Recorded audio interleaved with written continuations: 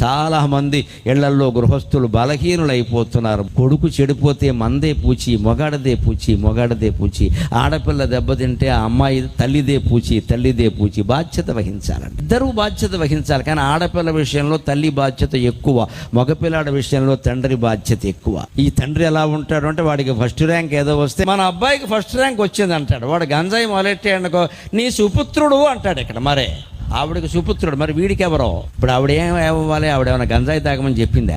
నీకు చెప్పింది ఆ విషయం, నువ్వు పట్టించుకోవాలా? ప్రతిదీ భార్యాభర్త ఇలాంటివి ముఖ్యంగా మాట్లాడుకోవాలమ్మా. దయచేసి దాచొద్దు. వాడే మారతాడు, చెప్పొద్దు, చెప్తే కొడతాడేమో, పొమ్మంటాడు, వద్దమ్మా. బాధ్యత అలా తీసుకోవద్దు అనవసరంగా. పంచండి, ఖచ్చితంగా చెప్పండి. జరుగుతోంది, మీరు పట్టించుకోకపోతే చాలా కష్టం. ఇది మీ వ్యాపారాలు లాభాలు కాదు, ఇక్కడ కుర్రాడు చెడిపోతున్నాడు ఇక్కడ అని స్పష్టంగా చెప్పాలి.